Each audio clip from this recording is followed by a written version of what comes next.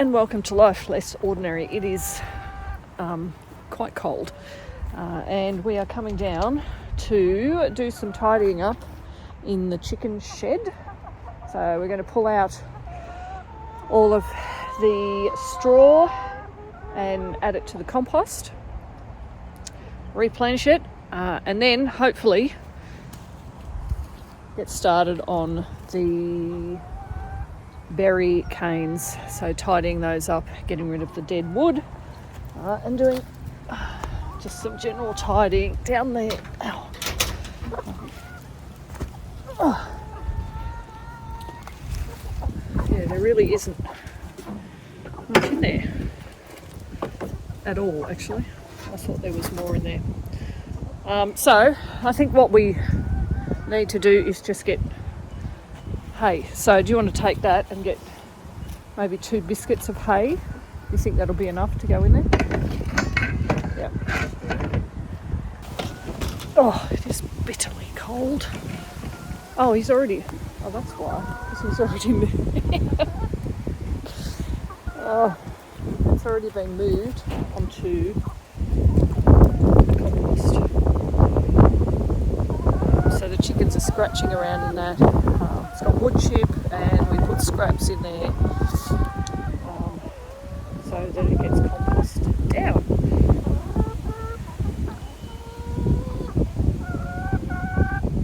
Our rescue hens are looking slightly better.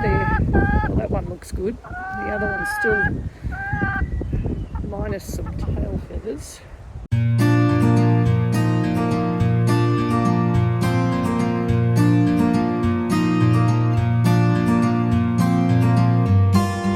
So we're just down here. Toby's just going along and trying to pull out some of the grass runners so it's easier to see the berry canes. I've tidied the 2 thornless blackberries, and we'll just keep going along and getting rid of last year's growth and tying up the new growth.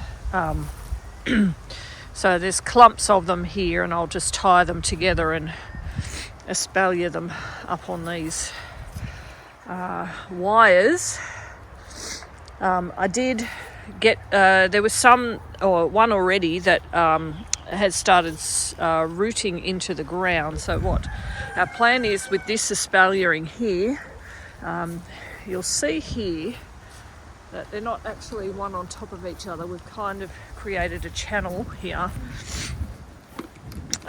So we're just going to start planting them along of here. So this is a raspberry that I've planted just in there, and they'll actually grow up in between, which makes the espaliering just a little bit easier. But the intention is just a couple of raspberries here. The rest I actually want to be the boysenberries. So the boysenberries are right down the back. So we'll get some of the new growth that's there and plant them along of here. They're the fruit that tends to get eaten here, and they do grow quite well. So we've given up on doing the berries for the moment because it is raining. But I do want to plant out these lavender around the edge here. So the intention with this, the chickens are going to be in here full time, but we will dump a lot of wood chip in here, so it'll be more a deep bedding thing.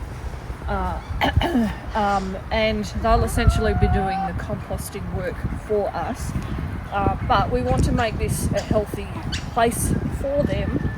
So the intention is to plant things like lavender around the outside. I've planted comfrey along the fence line, along there.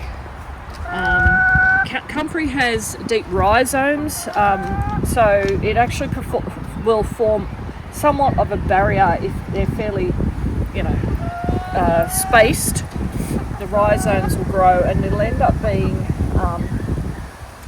quite difficult for anything to dig through, so we're thinking predator proof. We've put wire down at the base of the surrounds of this to stop foxes from digging under, but the comfrey will do that job as well, plus the chickens can nip at the comfrey, and that's a good form of nutrition for them.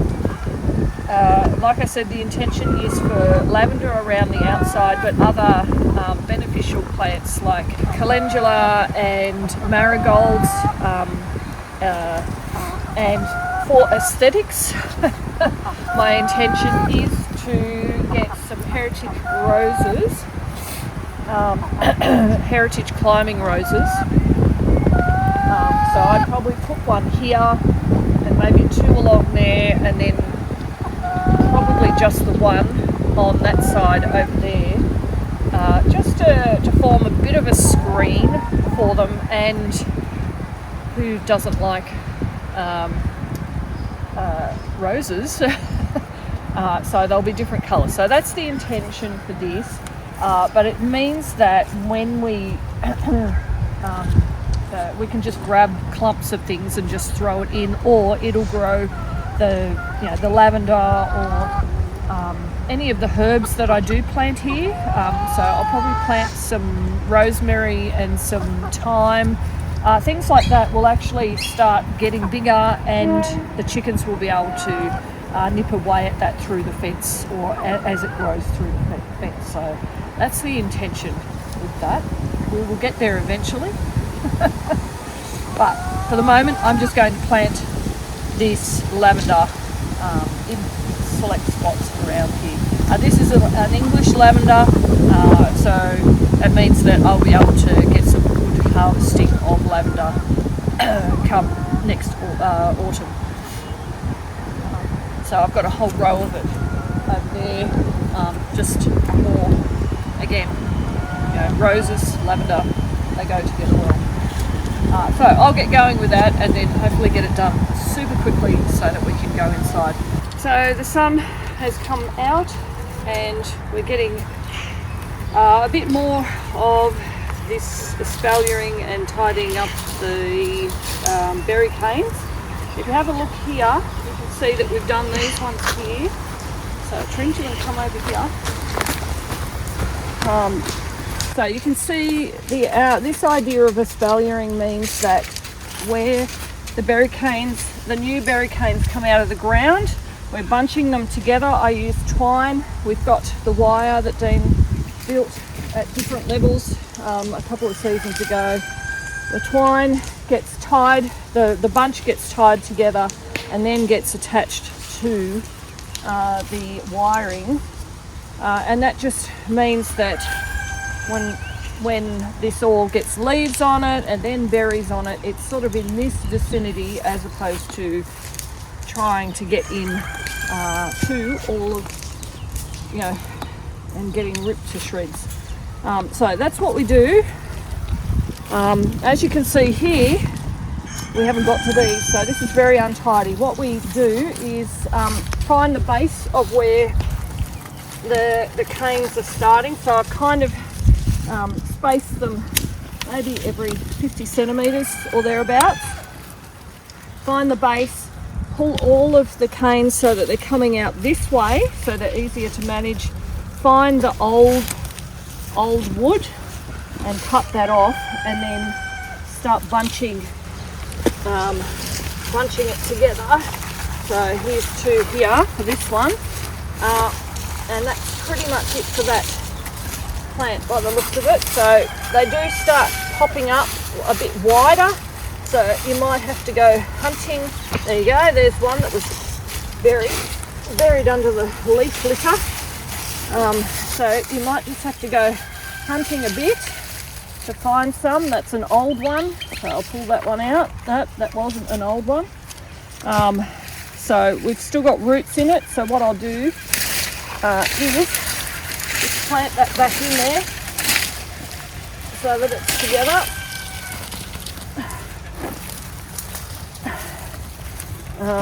And then I'll get my twine bunch it together like I have here. This really is at least a 2-person job, and make sure you are protected. So I did have a jacket on, but with the sun coming out it's a bit too hot. But make sure you've got no skin exposed, otherwise you will be ripped to shreds to some degree. Anyway, so we'll keep going, but that's the idea.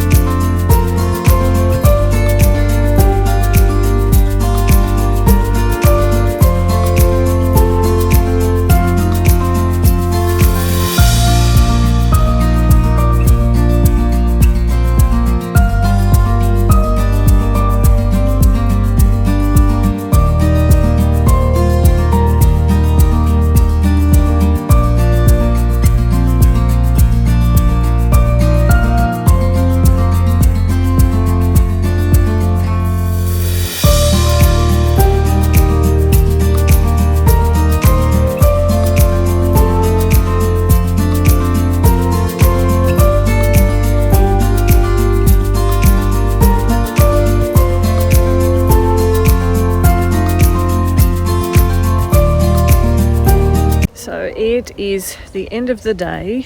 We ended up coming back out because the sun came out and managed to finish the whole row of espaliered berries. So we've had the campfire going over there. So as we take the old wood off, we've been dragging it over, putting it on the fire. Trinity's been spending a little while, hopefully you can see that, building something, just plugging away at that. And Dean and I have finished this. A few scratches, but all in all, not too bad. So these are the boysenberries here. And then the raspberries start from here and go all the way down to the end here, where we've just got a couple of thornless blackberries just here. So I'll put up more photos as they start to get leaves on them. Because they actually look really quite pretty as they're espaliered. But it makes picking them easier, and to be honest, this year Dean and I have taken maybe 2.5 to 3 hours at the most to do this. Whereas last year, because it was the first year we had done it this way, it honestly took about 40 hours between Tobias and I to do it, because it had been left for so long and it had become quite unmanageable. So we're looking forward to a good harvest of berries come December here. Raspberries, we actually get 2 lots of fruit off them, so December, or around December, January, I think, and then later in April. So what I will leave you with is our winter garden, very bare, but we do have things happening in that there's we've been amending the soil and putting grass clippings on top as a mulch, but that's our winter garden. So hopefully this has been encouraging to you, helpful in some way, in seeing how one way that you can have berries without them going everywhere.